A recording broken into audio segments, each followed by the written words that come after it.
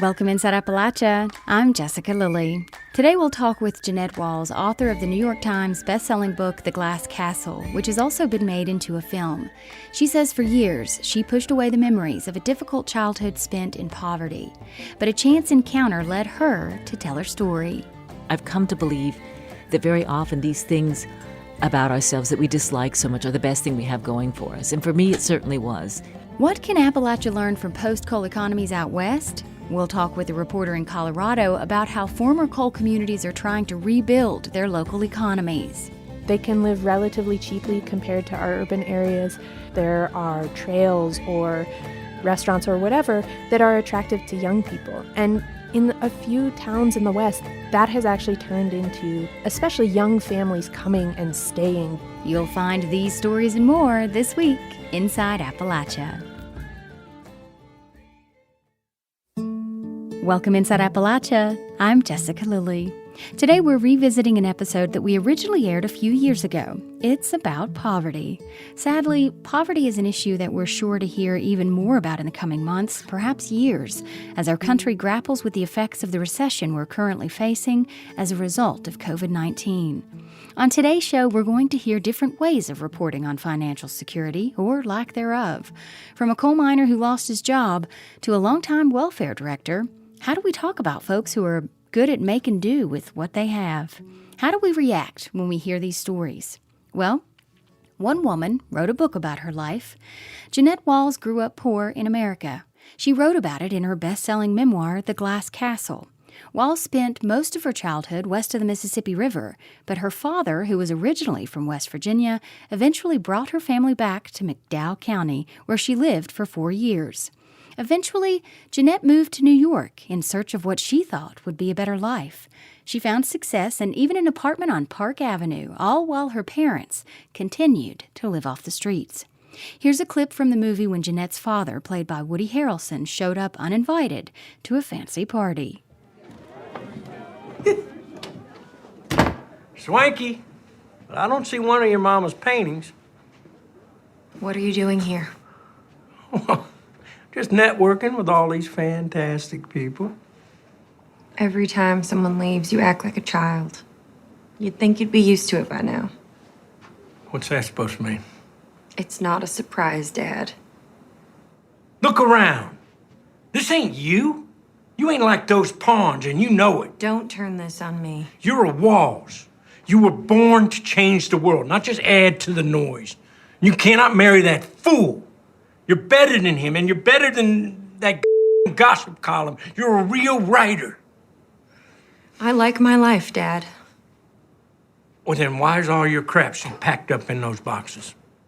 The story is about dreaming big and a father's devotion to pushing his children to be brave enough to pursue their dreams, all the while battling alcoholism and the turbulent life that can come along with it. In her book, Jeanette Walls shares some compelling stories of hunger, bullying, and shame. I hope that people see the movie with an open mind. You know, there's some tough scenes in it, and I think that it's basically about love and family, and there's a lot of pain in it, there's a lot of hurt, but there's a lot of joy as well. I believe it's ultimately triumphant. You know, even though it's nonfiction, we shape our truths by which stories we choose and how we choose to tell them.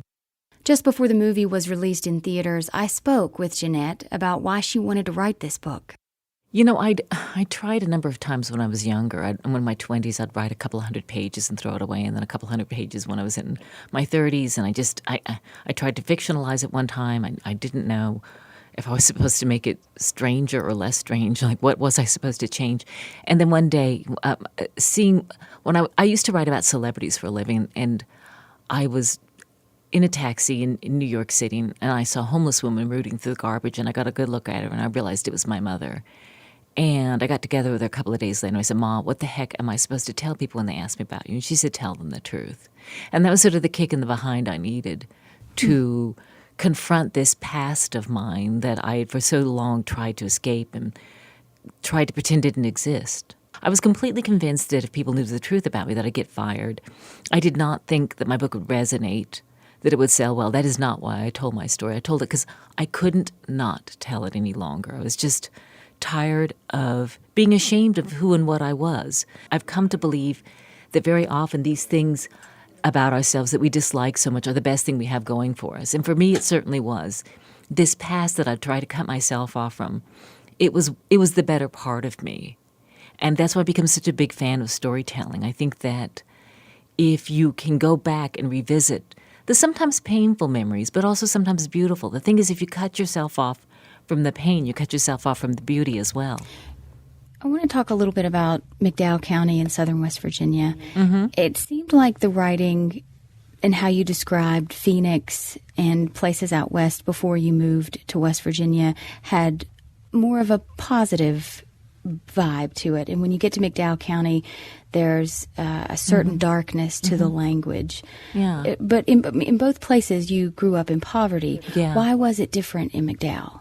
I think first of all, I think it's easier to be poor in a warm place, especially if your parents don't provide heat in your housing. So, I mean, it was cold. It was cold in West Virginia. I mean, when we lived in McDowell County, coal was cheap at the time. We could have bought a ton for $35 to $50, and they just didn't buy it. It was cold, and I was hungry all the time. I mean, the school in Phoenix, it provided free lunches in a way that wasn't embarrassing. They made a big deal at the school I went to. If the lunch tickets were a different color if you got a free lunch, and Mom wouldn't let us do it. So I was cold and I was hungry. It was not McDowell County's fault. It was not West Virginia's fault. But our circumstances got very, very grim there. And I think that one of the things that also happened is that my father was born in McDowell County, in Welch. And I think that returning home for him was a bit of a defeat, and he sank very deep into alcoholism because he went back with his mother and father, who were also alcoholics, and his brother, and he just got sucked back into this really destructive lifestyle. And we stopped moving around. It was always, whenever times got tough, we'd stay there in one location for a short time, and then we'd move again and start afresh. Dad called it doing the skedaddle. And we just stopped moving. It was like my father had confronted his demon, and the demons kind of won.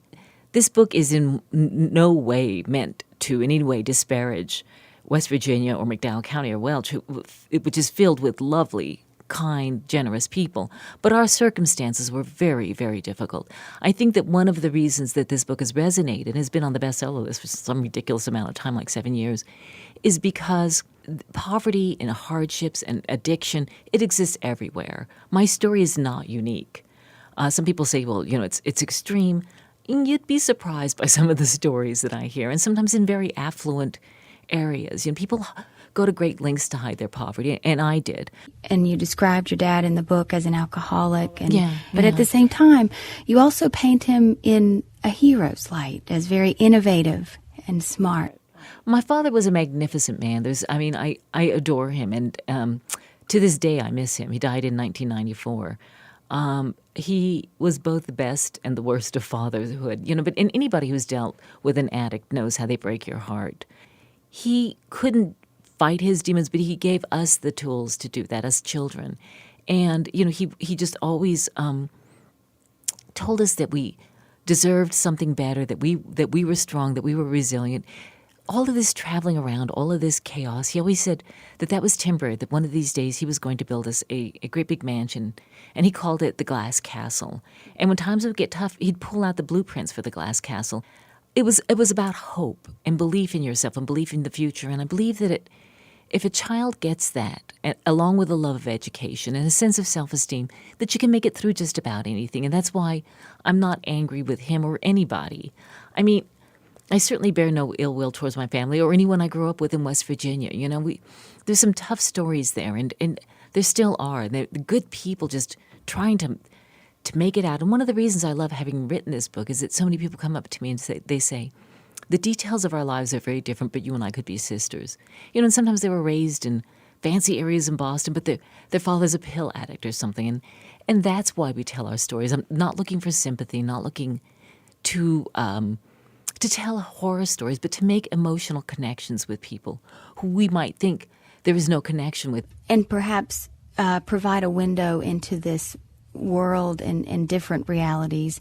I mean, I know you said that you mentioned that people can relate to it, but it's also realities that not a whole lot of folks talk about. But Exactly. showing that you can have those realities and you can still succeed and wearing it and being proud of it.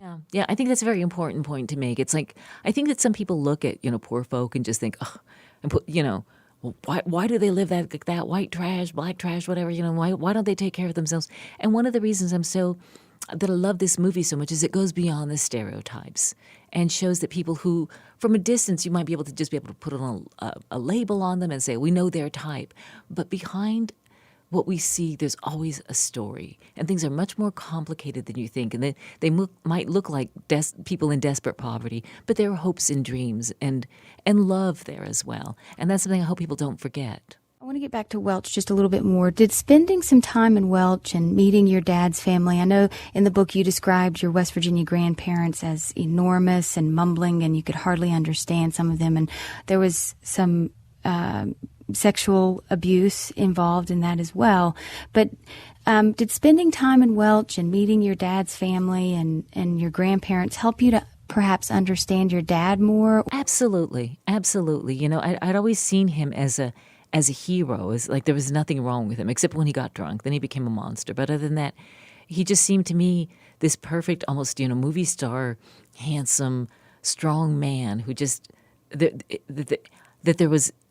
he was perfect. And then you see, oh my gosh, this is so complicated. As, the little 10-year-old girl realizing that his parents are just not who I thought they would be. And it forced me to rethink him. And again, it's not because they were West Virginian or anything. I mean, there are difficult and dysfunctional families everywhere. West Virginia has not cornered the market on poverty. But I think that they were very destructive in a way that broke my heart, because I loved my father so much I couldn't imagine anybody not treating him well. And it was bewildering to me. And that the grandparents didn't treat us that well either. And it was a little bit of a head turner. And so I one time heard that we become adults not when we become of age to vote or when we, have become drinking age. It's when we realize that our parents are human beings too, and that they have flaws, but that they have issues. And that's okay, that they, unless they're truly, truly toxic, which I don't believe that my parents were. I mean, some people might disagree with me on that, but I think they had so much love and so much goodness to give. And everything in life is both a blessing and a curse. It's entirely up to us which one we choose to focus on. My father had very dark things about him, but he also had incredible moments of light. And do I want to sit around feeling sorry for myself and focus on the darkness and focus on the alcoholism? Or do I want to focus on the gifts he gave me, the love of learning, the sense of self-esteem, the blueprints for the glass castle, which was a hope and a dream for the future? That was Jeanette Walls, author of the best-selling book, The Glass Castle. A movie that's based on the book is out on video. Here's a scene in which Jeanette is at a fancy restaurant in New York with her mother. Jeanette's mom is emptying sugar packets into a glass of water while Jeanette offers some financial help.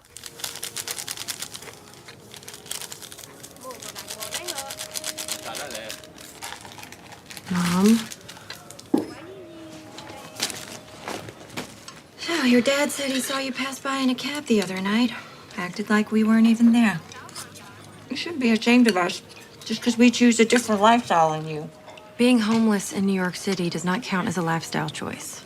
Well, if we heard from you more, you'd know that we found a lovely place on the Lower East Side. Lori says you're squatting in an abandoned building. That does not sound safe, Mom. When did you lose your sense of adventure? I have a little bit of money now. I can help you if you want. We're fine. You're the one who needs help. Look at you. Your values are all confused. In a minute, we'll talk with Jeanette Walls about how people in West Virginia have reacted to her story and hear her response to people who say the book is an unfair portrayal of Appalachians. You're Inside Appalachia. I'm Jessica Lilly. We'll be right back.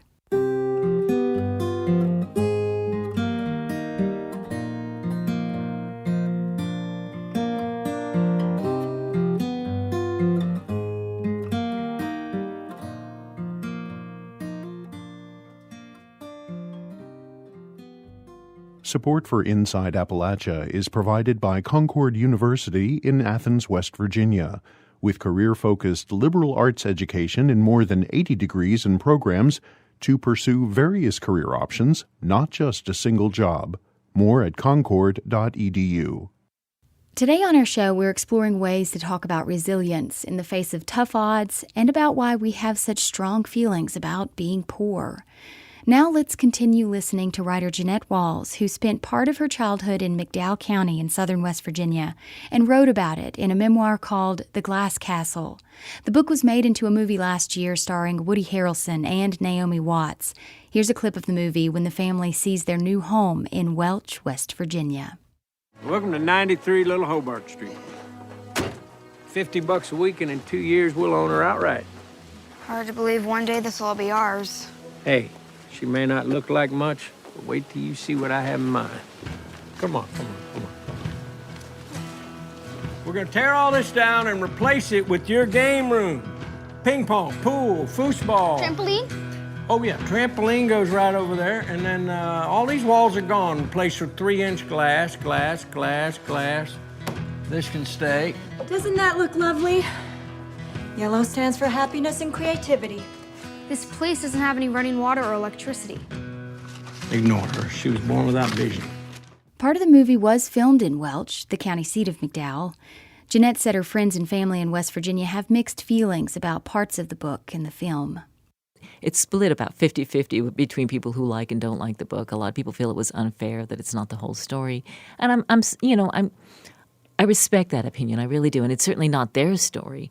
I mean, a lot of people there lived in handsome houses, had indoor plumbing, could take a bath every day. That wasn't my situation. A lot of people have said, "Oh, this is just dead on. This was my life too." In fact, the wonderful director, he went to Welch before the whole thing started shooting. He just wanted to see the setting and the scene. And I offered to go with him. He said, no, I can handle it on it. The truth is he probably did better without me than he would have with me. And he's walking down Wyoming Street, which is kind of in downtown Welch. And he sees this sign that says the Welch Daily News. And there's a lot of scenes in the Welch Daily News because that's where I sort of learned journalism. So he just knocks on the door and he meets the editor. And they ended up filming a scene at the Welch Daily News. The people at the Welch Daily News were kind of supportive of the book, and they know, they've been out there reporting, they know that there are many families like mine that are in really tight circumstances. I mean, Welch, it used to be a really booming city, and it's fallen on hard times through no fault of anybody there, but the coal mining industry it's changed a great deal. Unemployment is very high. But in addition to that, they've had some catastrophic floods. And they're just really trying to pull it together and feel good about themselves. And God bless them. You know, I would love for the city to turn itself around. But it's in a tight spot right now. The one passage that really made me cry was when you were leaving Welch and going to New York. And you talk about your dad lighting a cigarette. And it says, unlike him, she would make it out for good. So there's, mixed feelings about how hard it was in West Virginia. And, there's this turbulence to it. But then there's also a beauty to it, which also seemed to be reflected in your father. Yes, I think that's very, very well said. He, a very conflicted man, light and dark, beauty and harshness. And it's funny, when I was watching that scene in the movie, I burst into tears. I was just, it kind of ripped me apart because he, in leaving, was I deserting him? It's just, and again, this is something I think a lot of people can relate to. Their circumstances might not be as difficult, but I just talked to this lovely young woman who said she felt the same thing when she was going off to college. So my situation might be more extreme than some people's. It might be less extreme than some, but it's not unique. We all share these same emotions and same experiences to some degree. What do you want people to take away from the book and the movie then? I hope that when people watch the movie or read the book, I hope that what they end up thinking about is their own story. I hope that they're thinking less about me than themselves. We all have a story, and sometimes hearing or seeing a story about someone else elicits a response that makes you think about, that reminds me of the time that XYZ happened. And so far it's been quite wonderful. A number of people have told me that they left the movie theater and then burst into tears thinking about their own father who maybe wrestled with alcoholism, or their own mother who was maybe a little bit loopy, or their own decision to leave home. And that's what it's about. I kind of feel it's really not about me. It's about families who just struggle to get by. It's a complicated unit, families. There's so much love and joy, but there can also be pain and disappointment. And it's all part of the same package. And it's complicated, and I think that the director did a spectacular job of conveying the nuances and the complexities of family. Do you think it's important for the rest of the world to sort of know these kinds of stories, specifically as it relates to parts of Appalachia and McDowell County, as far as the impact that it could have on the image? Absolutely, I do. The book was required reading in a very upscale suburb of Dallas, and one parent objected to one of the scenes in it, and so got removed from the recommended reading list. And the other teachers and the parents and the students, bless their hearts, stood up and said, we need to know about stories like this. We are so privileged and so protected. We need to know that families are living like this. I cannot tell you the number of parents who've told me, thank you for this story because my kids are so privileged. They need to understand how fortunate they are. I was at one event and somebody stood up and said, I refuse to believe that people were going hungry in America in the 1960s and 70s. And somebody else stood up and said, honey, you need to do a little more volunteer work, because this is not something that used to happen. It's something that still happens. I believe people are good and compassionate and have big hearts, but sometimes they just got to have their eyes opened up a little. And I think that that's what storytelling does. The people of West Virginia are good and kind and decent, hardworking people who are in a tight spot. And let's not turn our backs and pretend that this sort of stuff doesn't exist, or to stereotype them, which is even worse, about like shiftless, why don't they get a job, whatever. That it's so much more complicated than that. There aren't jobs in some of these places. These people might look different from you. They might live in a different part of the country. They might speak differently. But basically, we're all the same. We have the same wants and needs and desires. We all want to feel respected and safe. We want to take care of our families and feel good about ourselves in the future. And I think that's what storytelling does, is it removes the barriers that we erect to think we're protecting ourselves when all what we're doing is isolating ourselves. And you mentioned before that you got rid of your sense of shame and that you're now, trying to be proud of your background. And you talked about people, outside of this region, perhaps, in the message to hopefully they can take away from it. What about the folks who are here who say, well, we're not all like that, and still kind of encourage this kind of shame of that we should be ashamed of these kind of things, but it's still our realities. What would you say to those folks? Well, shame is a complicated thing because it where it comes from is you think that people won't accept you. You think people won't understand. So it's a self-imposed punishment, and it's something that I completely take responsibility for. That was me. That was me thinking I wasn't as good as other people. The shame that I was feeling, it was foolish. It was nonsense. It also gave me the kick in the behind I needed to change my circumstances. But like you said, not everybody in West Virginia shares my circumstances. Mine was very extreme. This is not typical of West Virginia. It's not typical of Welch.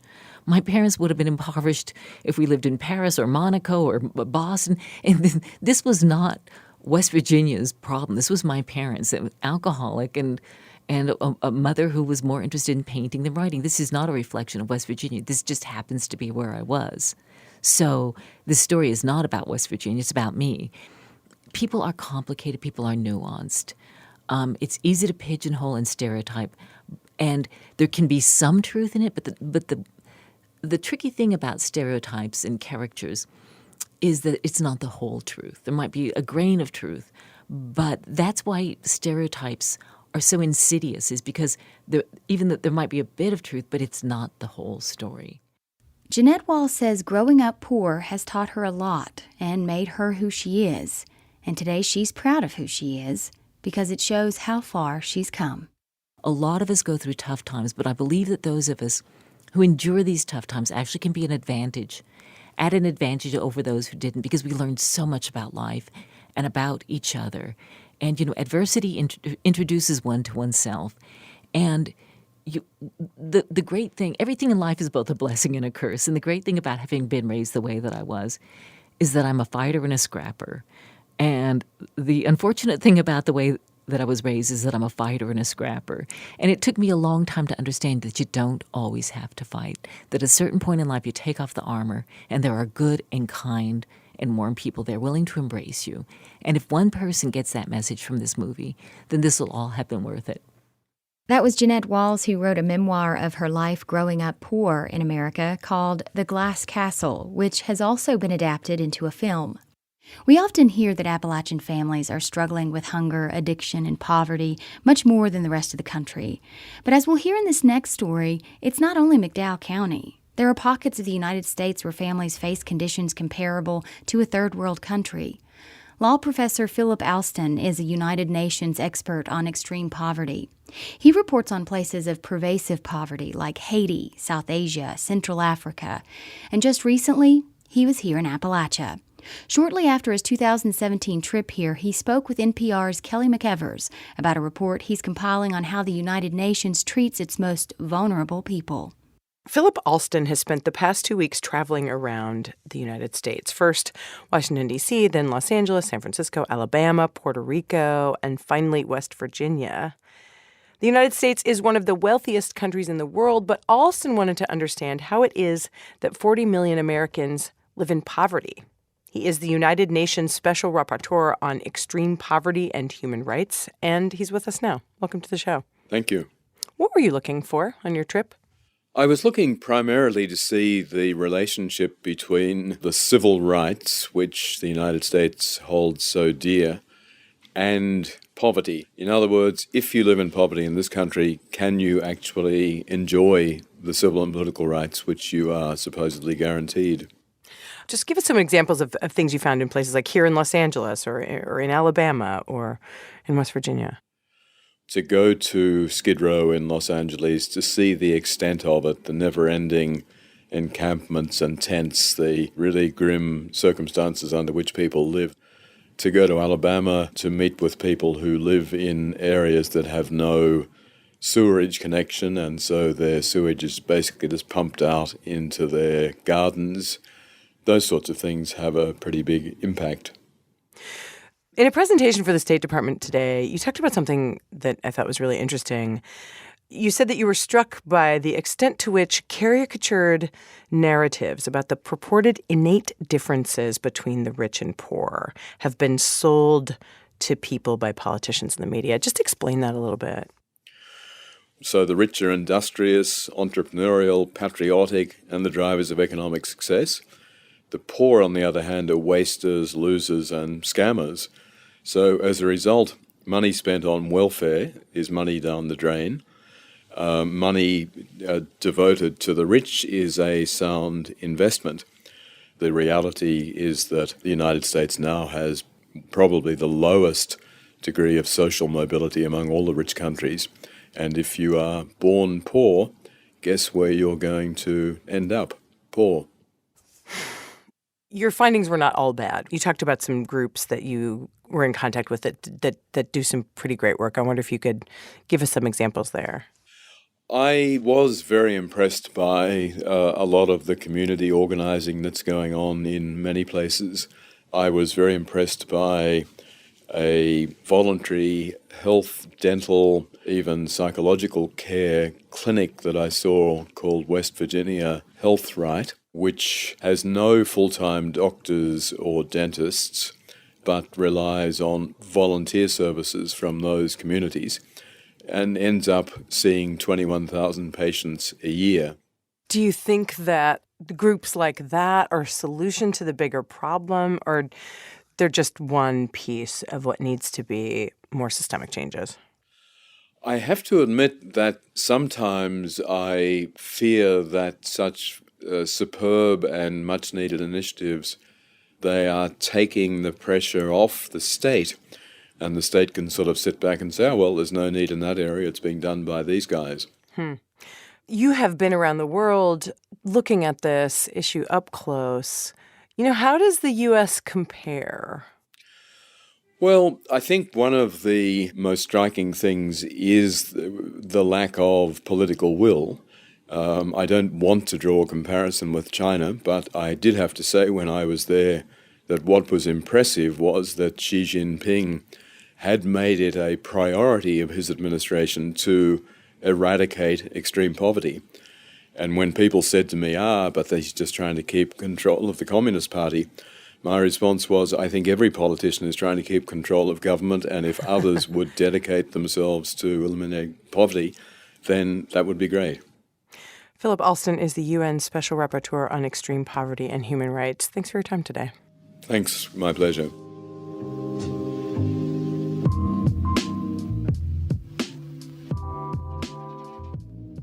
That story originally aired December of 2017 on NPR's All Things Considered. So as we just heard, Appalachia is not the only place in America where some people live in extreme poverty, but several communities here are among the poorest. On Inside Appalachia, we're often looking back at our history and trying to understand, how did this happen? Our problems have been long in the making, and that's the same conclusion our next guest came to after spending nearly a year researching Appalachia's economy. Gwen Guilford is a reporter for the business news site Quartz. Back in 2018, she published an article called The 100-Year Capitalist Experiment that keeps Appalachia poor, sick, and stuck on coal. Roxy Todd spoke with Guilford about her report. Let's start a little bit with your story and how you became interested in researching Appalachia's economy. So basically in early 2017, I was researching mortality rates and how in certain populations in the U.S. They're rising. And I was trying to figure out, there was a lot of attention on opioid overdoses and how those were influencing the rates, rising death rates. And I was trying to unravel this big puzzle of, what the heck is going on? Why are people dying at higher rates at younger ages and stuff like that? And at some point, I started looking at maps, trying to figure out, because, you look at the U.S. in aggregate, it really doesn't tell you very much. And I started looking at maps and of mortality rates and realized there were a few pockets of areas with worse health outcomes, with, people dying younger and at higher rates.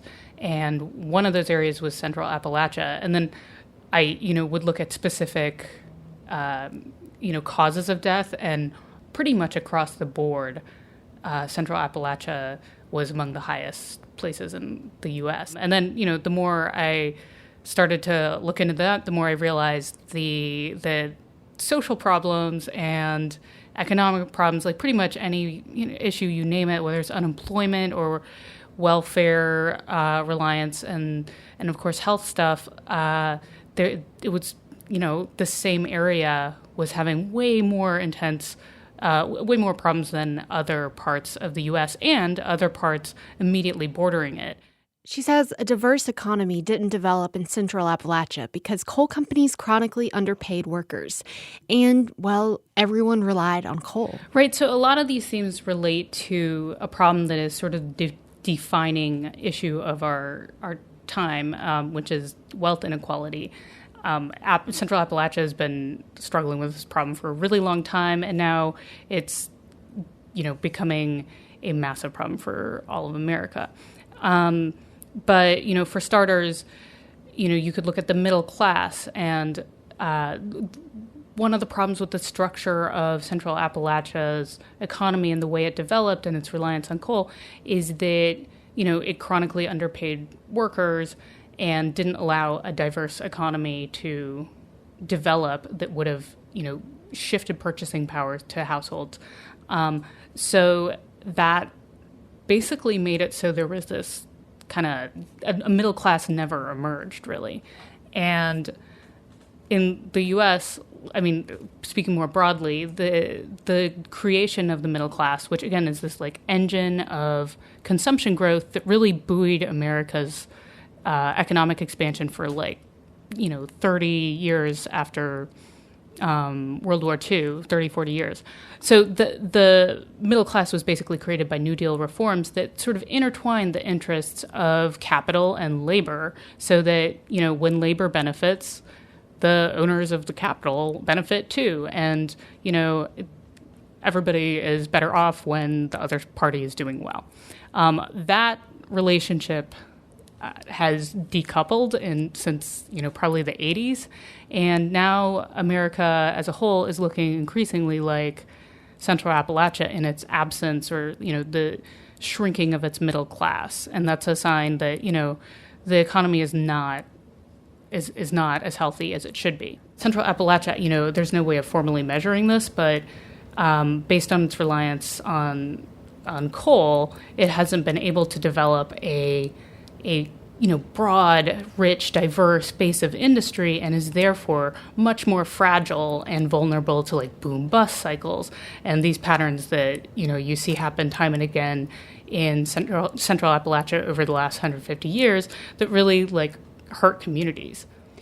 So, to oversimplify even more, it's a lot of money being spent to produce one product, coal, extract coal, and the money that comes out of that is not going back to reinvesting in the people or the infrastructure. It's just going to support that industry over and over again. Right. And that's a really important point you just hit upon. And that, it has a lot to do with the absentee land ownership that, came about for various reasons of colonial development and land speculation. But most of the land in Central Appalachia was not historically, and still is not, owned by people who actually live there. And so those people don't have any stake in the communities there. They don't have any reason to reinvest in developing the human capital and, public services and goods in those communities. And that's just a really bad bunch of incentives. Their incentive is just to make as much profit as possible for their shareholders who live in New York and Baltimore and London, and now all over the globe.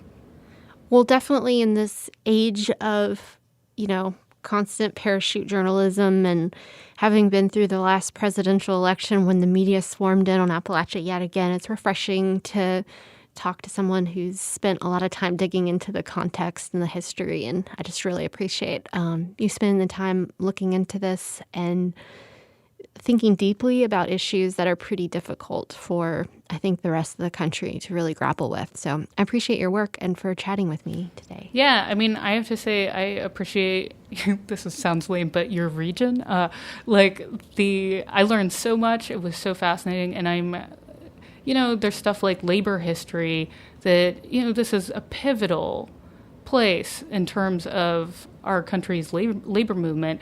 And we don't learn anything about this. We don't learn anything about, Blair Mountain and Matewan and the absentee land ownership. And it as we've discussed, has so much to teach the rest of America that I think is really important. So, yeah, thank you for having me on.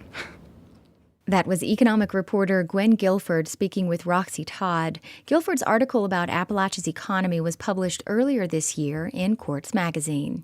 You can find a link on our website, wvpublic.org. There you can also hear stories about several of the things Guilford mentioned that are part of Appalachia's culture, like the mine wars and West Virginia's bloody labor history.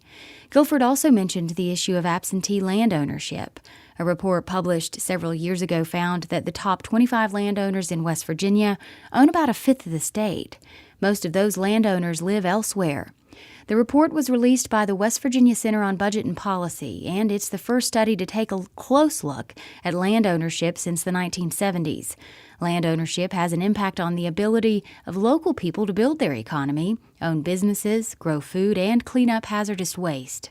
Again, you can learn more about these topics on our website, wvpublic.org.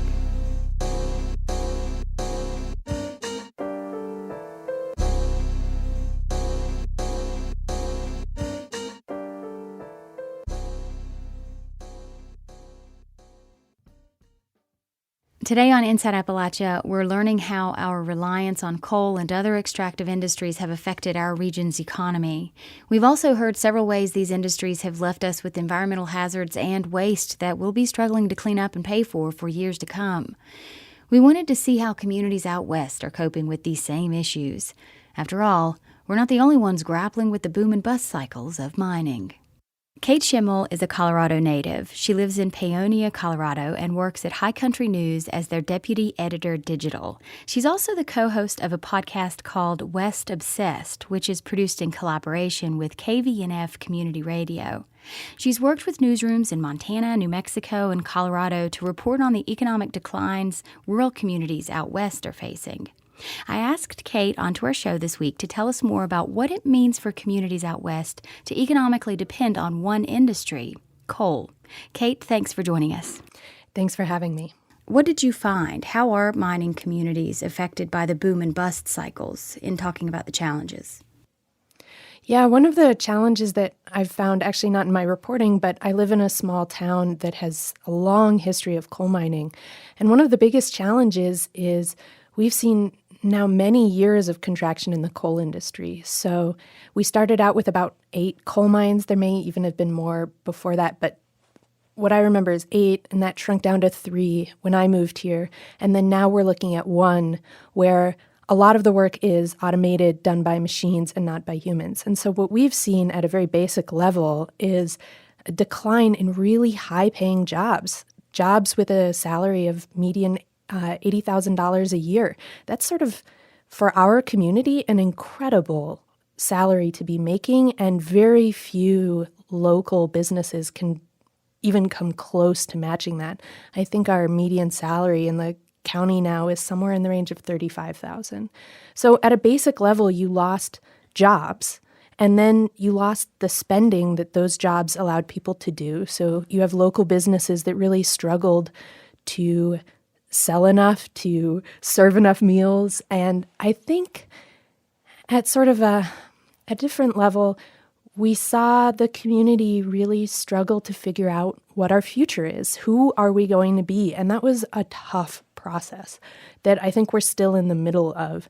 And that's what we're seeing in a lot of communities across the West. Some are sort of further along than we are. They've really thought about what they're going to do when coal really finally goes away. And some are further behind. They are still trying to find ways to bring coal back, to reopen coal mines, which is possible in some areas, but in many areas is unlikely to happen due to economic forces, social forces, regulations, a whole variety of things. And where that leaves each community is really different. And I have to say, I don't know that I've seen a single community kind of develop the entire way of responding to that, but the challenges ripple through the entire community, from the economics to the social issues and the culture of the town.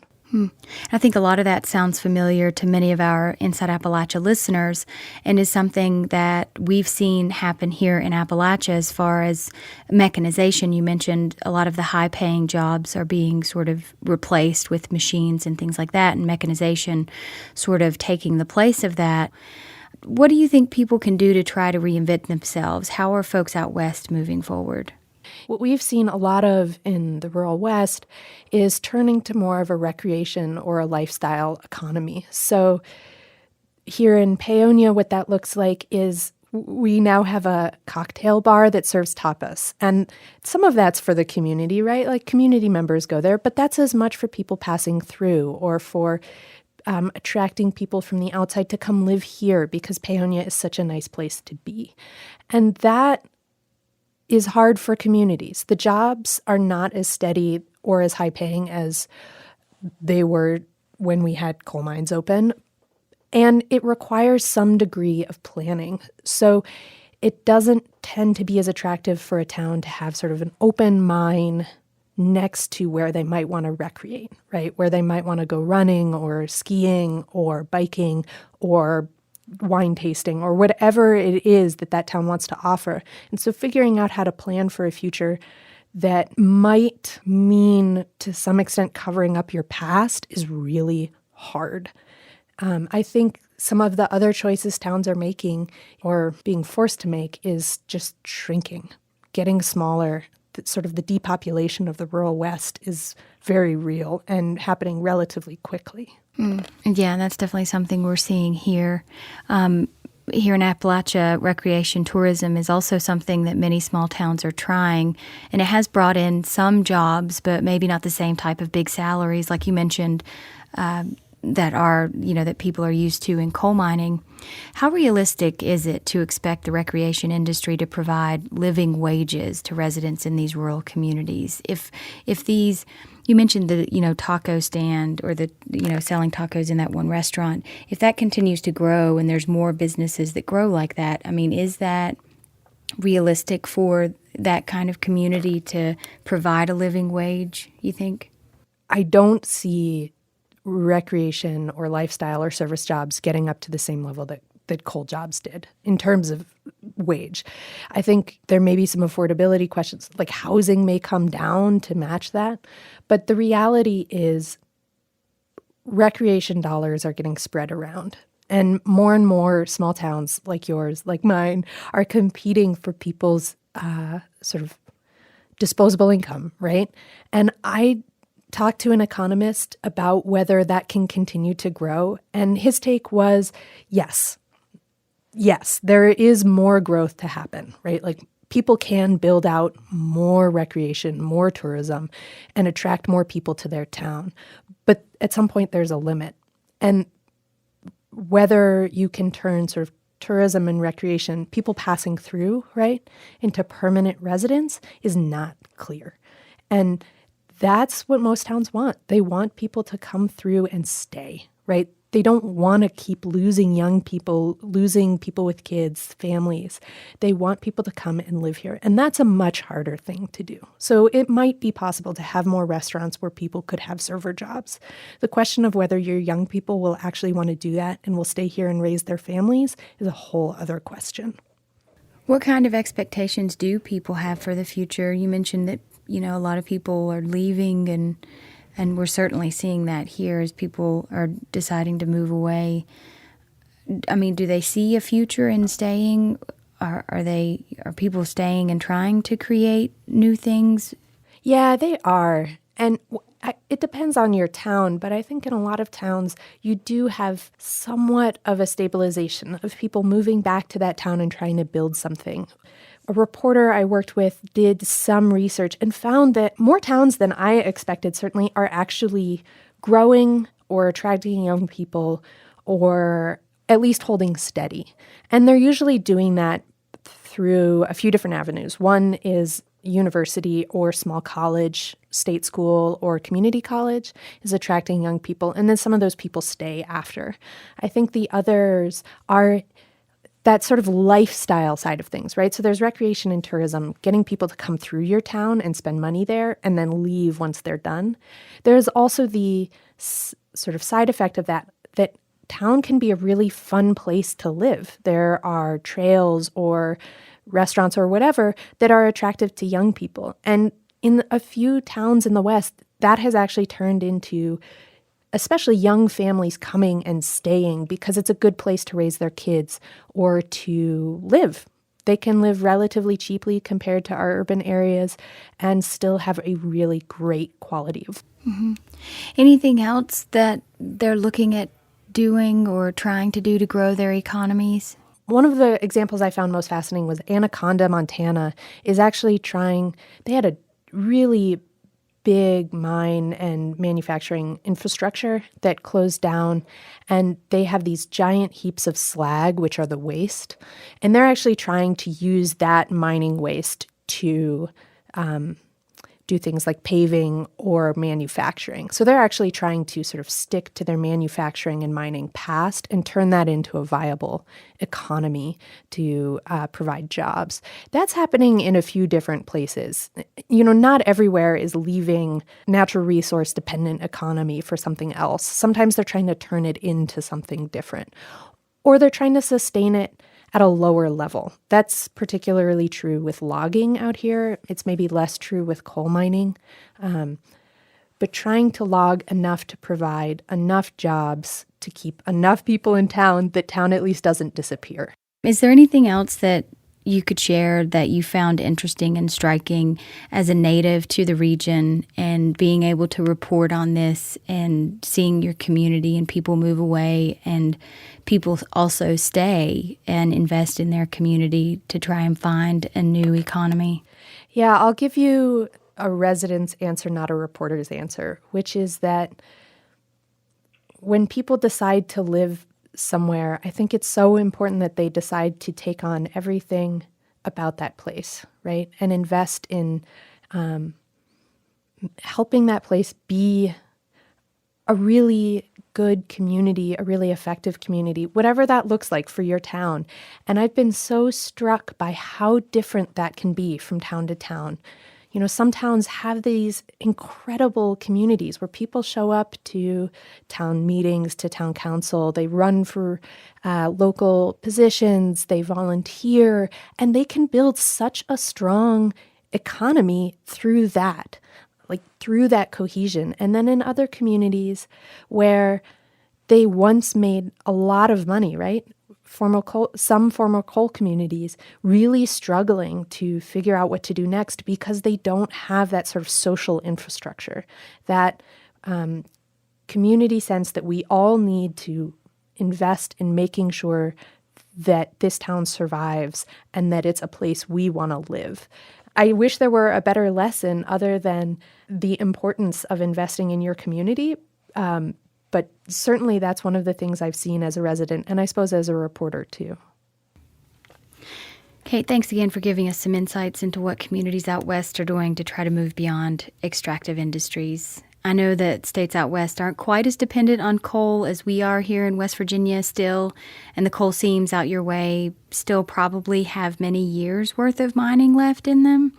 So it's not an identical situation, but I think it's interesting to learn from communities with a similar situation. And I really appreciate that. Well, thanks for having me. It's been fascinating to hear what you guys are working on as well. You can find more of Kate Schimmel's reporting on economic development in former mining communities in the West at High Country News and with the Solutions Journalism Network. We've posted a longer version of my conversation with Kate Schimmel on our website, wvpublic.org.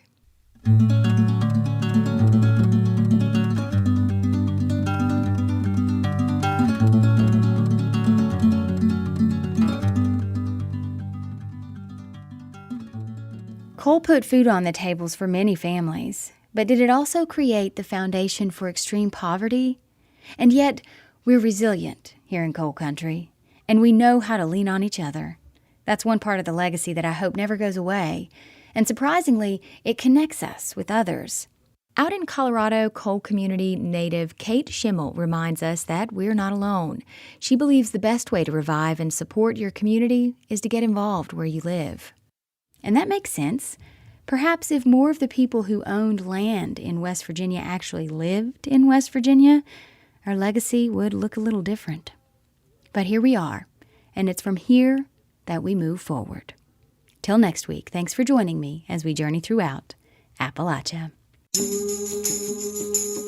We had help producing Inside Appalachia this week from NPR's All Things Considered, KVNF in Paonia, Colorado, High Country News, and the Solutions Journalism Network. Music in today's show was provided by Dinosaur Burps, Michael Howard, and Ben Townsend. Roxy Todd is our producer. Our executive producer is Andrea Billups. Our audio mixer is Patrick Stevens. Xander Alloy also helped produce. You can find us online on Twitter at @InAppalachia. You can also send us an email to insideappalachia@wvpublic.org.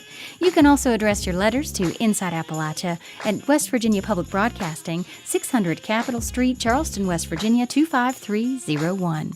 If you'd like to listen to any part of this episode again, don't forget you can subscribe or download all of our stories at wvpublic.org, and you can find Inside Appalachia on Apple Podcasts or wherever you get your podcasts. I'm Jessica Lilly. Inside Appalachia is a production of West Virginia Public Broadcasting.